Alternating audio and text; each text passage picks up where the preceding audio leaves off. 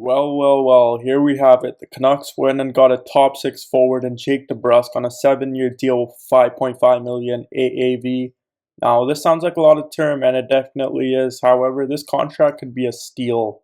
Debrusk will be put in a top six role, most likely alongside Elias Pettersson, and someone like Rick Tocchet can bring that level of consistency from Debrusk, what the Bruins fans would say. He has his ups and downs at times, and he could have a cold streak, and also could be really hot at times.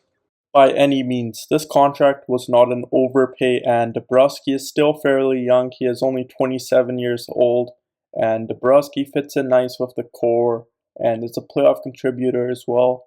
This season, in 13 playoff games, Debrusk was almost a point per game with 5 goals, 6 assists, and 11 points. The last thing that the Canucks want is someone who shies away in playoff hockey, and that is not Jake Debrusk. Jake Debrusk seems to step up in big moments and big opportunities, especially if you look this year in the Leafs and Panthers series. Now, I like the steal a lot. Debrusk, he brings some speed, defensive awareness, playoff experience, and a top six winger for Elias Pettersson. The Canucks also signed Vincent Desharnais. Now, to be honest, this was the one signing which I was not the most excited about. I do think Desharnais lacks skill and is not the most puck-moving defenseman or the fastest. However, the two elements that are exciting are his right shot and that Desharnais is 6'7". In the playoffs this year, Desharnais had 1 point in 16 games.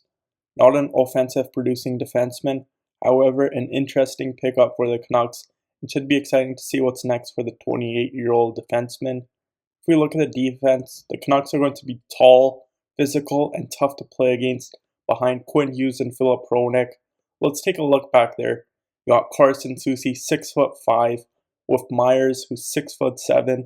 Then you got forward, 6'5", and Desharnais, 6'7". Now that's back end. That's huge. The Canucks also signed Danton Heinen, the hometown guy, and Kiefer Sherwood. Heinen scored 17 goals this season with the Boston Bruins. In my opinion, his best hockey is still yet to come. Two impactful forwards for the Canucks without overspending. I still do think that the Canucks are not done this offseason, but overall a great job done by Patrick Allvin to check off the Canucks' needs without overspending.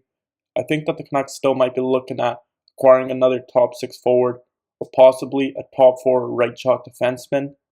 Here's a preview of what the Canucks offense could look like for next season. I think that the Canucks could throw Vasily Podkolzin in the top six role at the start of next season to prove himself whether he is a legit top six forward for the Canucks' future.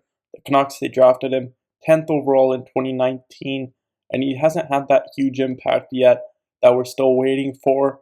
And yeah, let me know if you think that's a good opportunity for him. And also let me know if you think that the Canucks should make more moves. And make sure to hit that subscribe button, turn on those post notifications, and I'll see you all in the next one. Take care.